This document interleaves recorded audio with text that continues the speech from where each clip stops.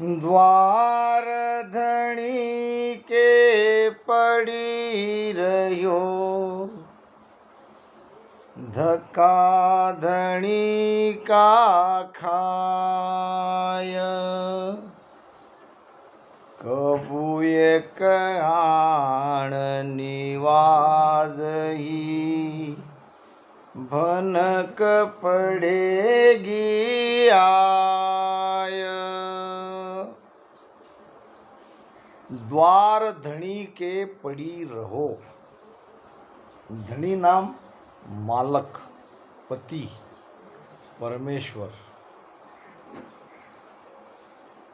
द्वार धणी के पड़ी रहो यानी परमात्मा के शरण में रहो, सदगुरु के शरण में पड़े रहो, नाम के शरण में पड़े रहो, राम नाम को रटते रहो।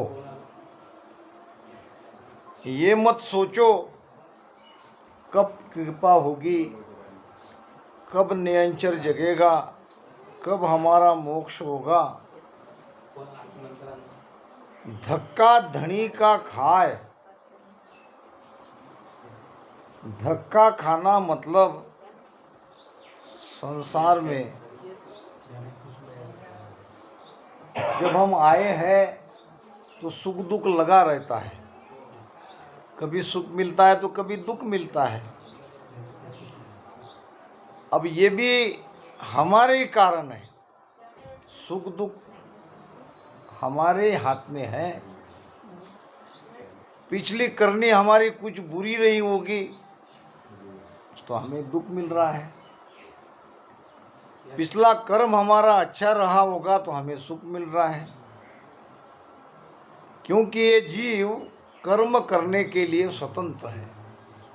महाराज कहते हैं, करणी जीवा हाथ दी, फल करणी के माय।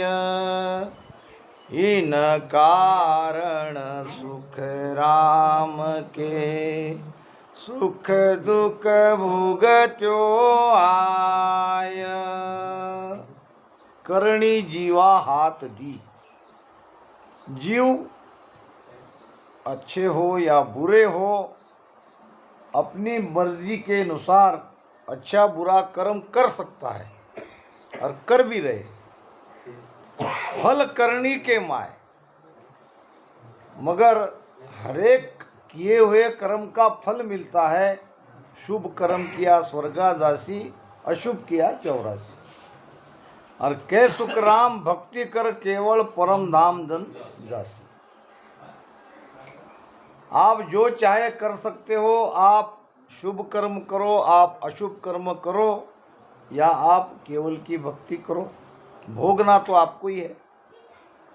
आपका कर्म कोई दूसरा नहीं भोगेगा। करणी जीवा हाथ दी, फल करणी के माय। इन कारण सुखराम कहे, सुख दुख भुगत्यो आय। तो कर्म के अनुसार हमें सुख दुख मिलता है। तो ये है धक्का गेब का खाए। कभी दुख होता है तो बड़ा धक्का लगता है। ये गेबव धक्का हमें मिलता है, हमारे कारण मिलता है। कबू एक आण निवाज ही, निवाज ना नाम कृपा करना। कबू एक आन निवाज ही, भनक पड़ेगी आय। भनक नाम जब समझ में आएगा परमात्मा को कि ये जीव मेरी शरण में है, मेरा ही नाम ले रहा है, कभी न कभी तो उन्हें भनक पड़ेगी। जैसा बड़े सेठों के घर पे कुत्ते पालते हैं और कुत्ता बड़ा वफादार रहता है, बड़ा ईमानदार कुत्ता रहता है। वो कुत्ता करता क्या है, अपने मालिक के द्वार के पास ऐसा पड़ा रहता है, सोया रहता है। अब उसी तरह हमको अपने मालिक के द्वार पे पड़े रहना है, भजन करते रहना है, सत्संग में जाते रहना है। धक्का गेब का खाए। अब कभी कोई खाना देते हैं कुत्ते को भोजन, कभी नहीं देते हैं। याद आई तो दे देते हैं, नहीं आए तो नहीं देते। फिर भी कुत्ता अपनी ड्यूटी बराबर निभाता है। कबू एक आण निवाज ही भनक पड़ेगी आए। कभी न कभी मालिक की नज़र कुत्ते पे पड़ेगी और वो पूछेगा अपने घर में परिवार से, किसी ने कुत्ते को रोटी दी कि नहीं आज। कभी न कभी तो भनक पड़नी है और कभी न कभी तो आप पर कृपा होनी है। महाराज फरमाते हैं, ने छे कबू एक रीजसी केक अरत पर आय। ज्ञानी यूं विचार कर निज मन सौंप्यो लाय। निज मन सौंप्यो लाय घेर मन सतगुरु पे ल्याओ। ऊपर लो व्यवहार रीत रंग करत जाओ। सुख राम बाण नित फेंकियो कीक लागे गो आय। नेचे कबू एक रीजसी कीक अरत पर आय। ये सूक्ष्म वेद का ज्ञान है, केवल पद आनंद पद की भक्ति है। यहाँ सदगुरु को रिझाना आवश्यक है। सदगुरु की मेहर हुए बिना कोई अमरलोक में न अभी तक गया न आगे जाएगा। मेरी मेहर बिना कोई हंसो अमरलोक नहीं जावे। और जो कोई ज्ञान न सीखे गुरु बिन कोट कर्म करावे। जैसे संसार में अनेक प्रकार के हुनर है, कला है, ज्ञान है और हर कला को सीखने के लिए गुरु की आवश्यकता है। छोटे छोटे काम को भी देखो, हर काम को गुरु के द्वारा ही सीखा जाता है। काम काम का गुरु है। तो जो कोई ज्ञान न सीखे गुरु बिन कोट कर्म करावे। गुरु किए बिगर अगर हम उस काम को सीखना चाहते हैं तो सीख नहीं पाएंगे। कोई भी ले लो, आप गाड़ी चलाओ, मोटरसाइकिल चलाओ या खेती बाड़ी का काम करो या दुकान का काम करो, हर काम में काम काम का गुरु है। आपको गुरु बनाना ही पड़ेगा। अब यहाँ तो आप अमरलोक में जा रहे हो, यहाँ तो उस केवल पद आनंद पद की प्राप्ति करना चाहते हो। यहाँ सदगुरु तो बनाना ही पड़ेगा। बनाने से भी काम नहीं चलेगा। सदगुरु की मेहर चाहिए, सदगुरु की कृपा चाहिए, तब बात बनेगी।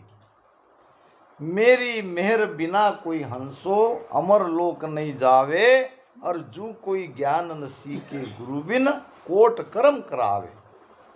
अब मेहर हो गई कि नहीं हो गई इसका पता कैसे चलेगा? मेहर होने से क्या होता है? मेहर यानी कृपा। मेहर यानी क्या?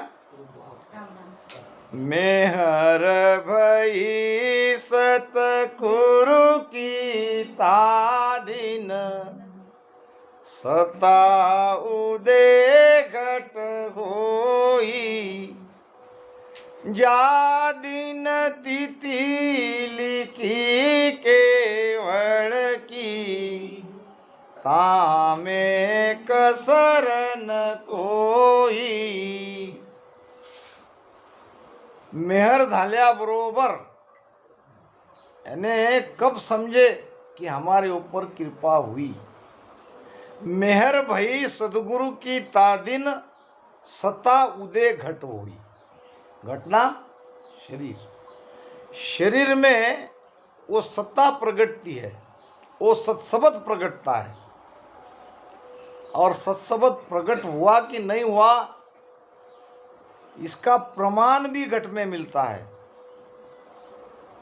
के सुख राम समझ रे प्राणी, सत कला जा जागे, अखंड घट में हुओ उजियालो, नक चक में धुन लागे। ये बात अगर आपके भीतर में हो रही है तो समझ लो आप पर मेहर हो गई। मालिक को भनक पड़ गई कि आप उनके शरण में हो, आप उनका नाम ले रहे हो, आपको मोक्ष चाहिए। आपके अंदर वो तड़प है, आपके अंदर वो प्यास है। केवल भजन करने से ही नहीं जमेगा, पीड़ चाहिए, वो तड़प चाहिए। परमात्मा के लिए रोने वाला चाहिए। संसार के लिए तो सब रोते हैं, दुख सुख में सब रोते हैं। महाराज कहते हैं, देखो तनु बिछड़िया जुग में, सब रोवे तन छीजे, मेरे रामा सब रोवे तन छीजे। सिरजन हार मिलन के काजा, सिरजन हार मिलन के काजा, सपने ही आँख न भीजे, सुनो सब या बाता कीम पावे, सुनो सब या बाता कीम आवे। सिमरत सायब मुगत को दाता, सिमरत सायब मुगत को दाता, प्रीत बिना क्यों आवे, सुनो सब या बाता कीम पावे। बातों से काम नहीं चलेगा, बाह्यांग की भक्ति से काम नहीं चलेगा। अंतरांग की भक्ति चाहिए, भीतर में वो पीड़ चाहिए, भीतर में वो प्यास चाहिए। राम राम सा, राम राम सा। देखो तन बिछड़ियो जग में, तन नाम शरीर। हमारे परिवार में माता पिता भाई बहन पति पत्नी बच्चे सब मिलके एक परिवार बना है, और परिवार से हम बहुत प्रेम करते हैं और करना भी चाहिए। राम, अब यहाँ तो आने वाला एक दिन जाएगा, यहाँ तो कोई रहने वाला नहीं है। अब जब यहाँ से कोई अपना प्रिय व्यक्ति चला जाता है, उसकी मृत्यु हो जाती है, तो हम रोते हैं, स्वाभाविक है। देखो तनु बिछड़िया जुग में, सब रोवे तन छीजे। तन छीजे नाम शरीर की सुध बुध खो जाते हैं, भोजन नहीं करते, नींद नहीं लेते, रोना रोना रोना, दुख दुख दुख होता है कि नहीं। और फिर धीरे धीरे धीरे धीरे दुख कम भी होता है, ऐसी बात नहीं है। उसमें भी अलग अलग रिश्ता है। कबीर साहब ने तो बड़ा सुंदर प्रमाण दिया है, जीवे जब तक माता रोवे, बहन रोवे 10 माँ सारे, जीवे जब तक माता रोवे, बहन रोवे 10 माँ सारे, 13 दिन तक तिरिया रोवे, फेर करे गरमा सारे, मन पुला पुला फिरे जगत में कैसा नाता रे। जिए जब तक माता रोवे, जब तक माता जीवित है तब तक वो अपने बच्चे के लिए, अपने बेटे के लिए रोएगी, रोती रहेगी। और बहन रोवे 10 मासा। साल भर में दिवाली आती है तो बहन जब अपने भाई के घर पे आएगी तो भाई उसे नहीं दिखेगा, तो वो तो बेचारी रोएगी। अब यहाँ 13 दिन तक तिरिया रोवे फिर करे गर्भाशा। अब स्त्री को बेचारी को तो रहना ही पड़ता है, बच्चों की परवरिश है, सारी जिम्मेदारियां है। तो ये संसार में ये सब चलता है, दुख होता है और रोते भी है। मगर बिरले वो है जो सृजनहार मिलन के काजा, परमात्मा के लिए रोते हैं, परमात्मा की प्राप्ति के लिए रोते हैं, उसी को परमात्मा मिलते हैं। हस हस कंतन पाया और जिन पाया तिन रोए। प्रमाण है आदि अनादि से। कबीर साहब कहते हैं कि खुशी से, हंसी खुशी से किसी ने आज तक परमात्मा को नहीं पाया, न पाएगा। जिनको मिला वो रोने के कारण मिला, परमात्मा के लिए वो रोए तभी तो मिला। तो होता क्या है कि सृजनहार मिलन के काजा सपने ही आंकन भीजे।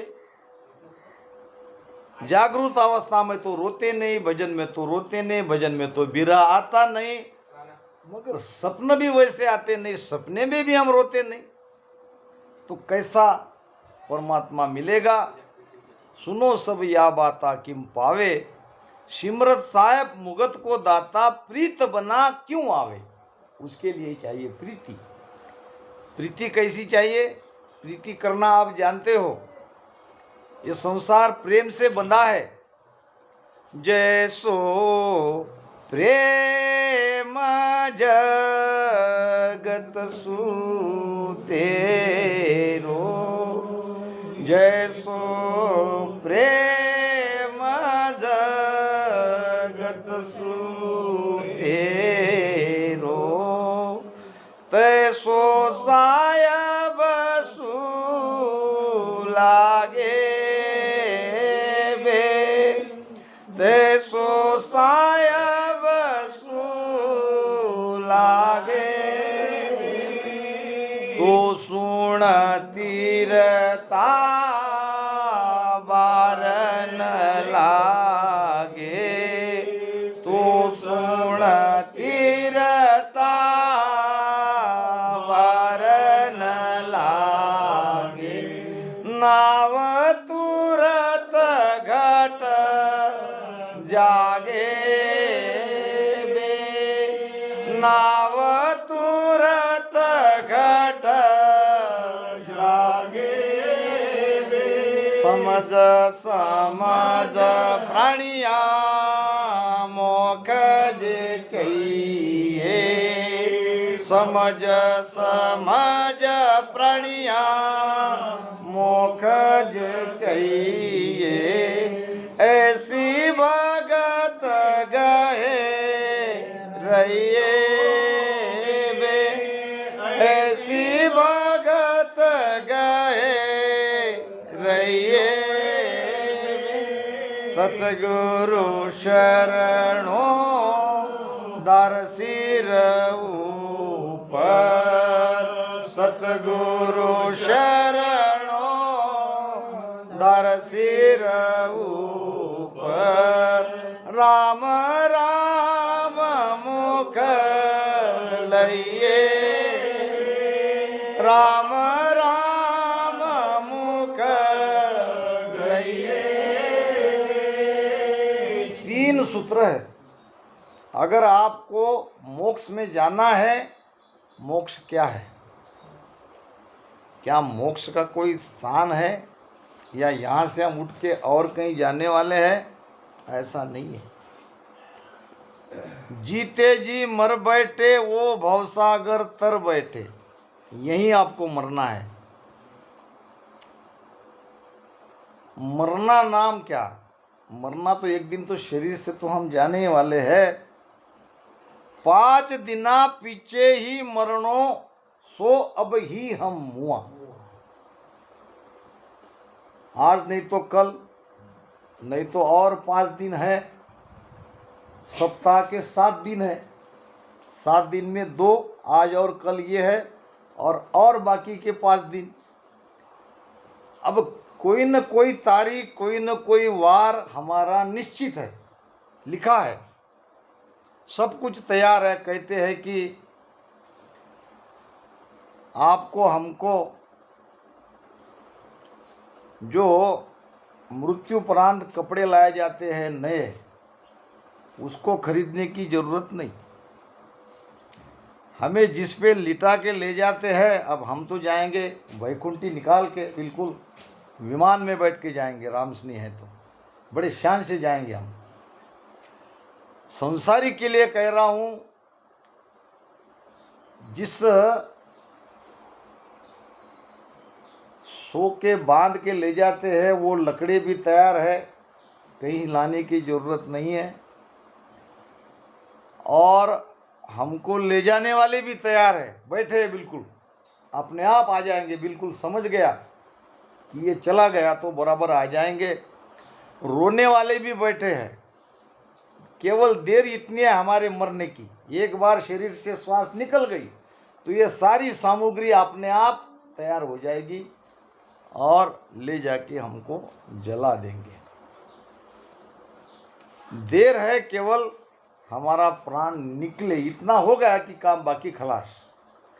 फिर वो कपड़े गिपड़े जलाना, नहाना धोना, रोना, फिर वो और क्या करना है रीति रिवाज से, 13वां 15वां वो सब होगा।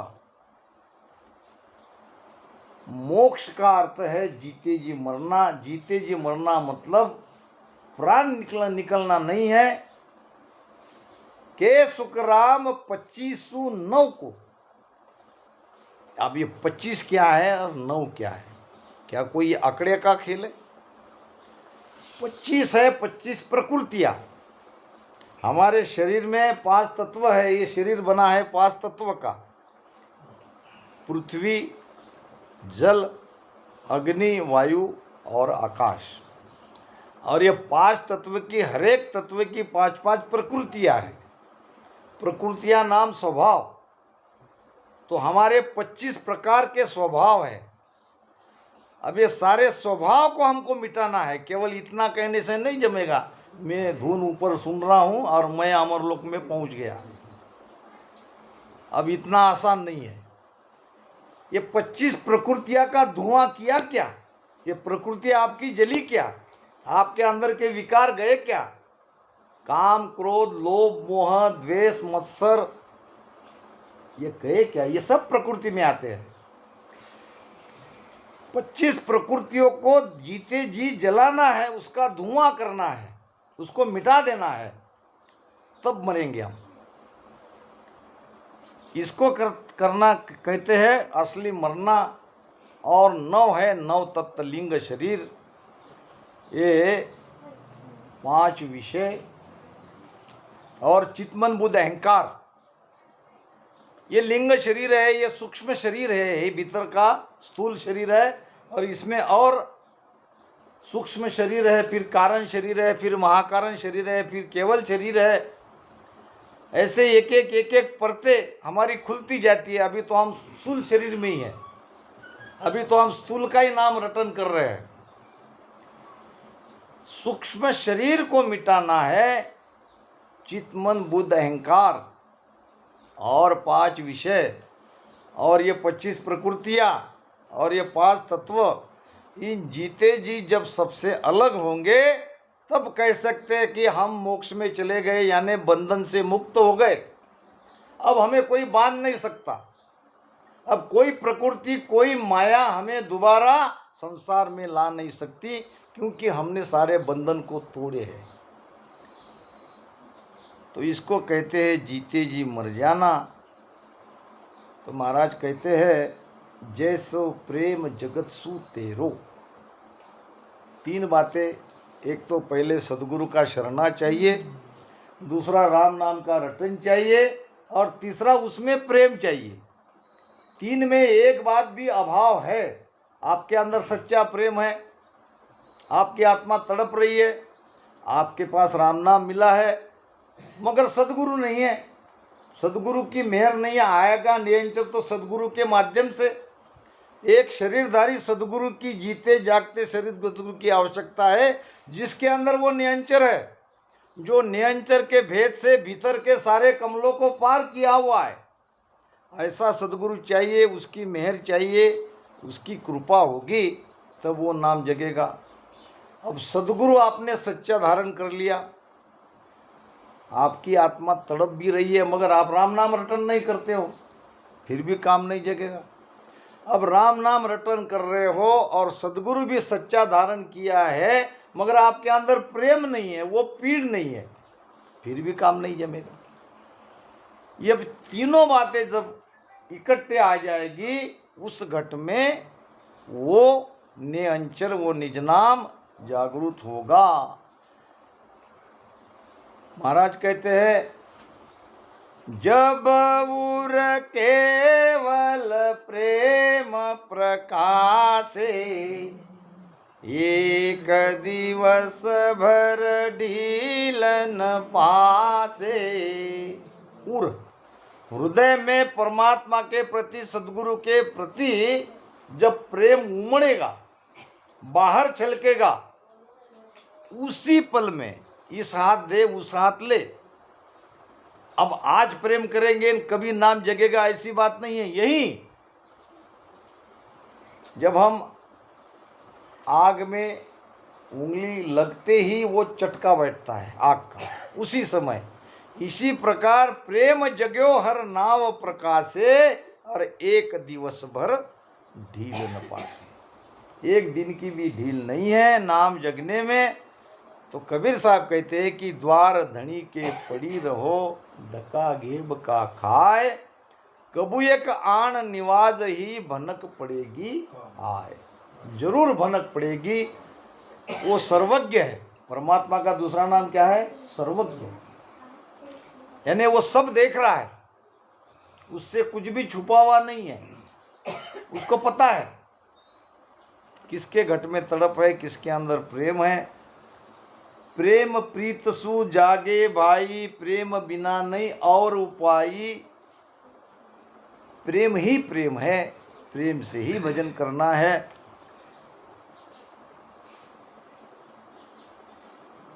आकन मुंदो कानन रुंदो, तनिक कष्ट नहीं निवारो, खुले नैन प्रभु को देखो। संतों के प्रमाण आते हैं। यहाँ आपको कोई साधना में उलझना नहीं है। अभी बताया गया कि 9 द्वार को बंद करते, श्वासा को ऊपर चढ़ा के अनहद की ध्वनि सुनते हैं, उसमें मन लगाते हैं। यहाँ आपको कुछ भी करने की जरूरत नहीं है, केवल जागने की जरूरत है। न त्यागने की जरूरत है, न भोगने की जरूरत है, जागने की जरूरत है। कहते हैं कि कोई राबिया नाम की एक संत थी, सूफी पंथ की। मुसलमान में भी बहुत संत होके गए। एक सूफी पंथ की धारा है, उसमें राबिया नाम की एक संत थी, स्त्री।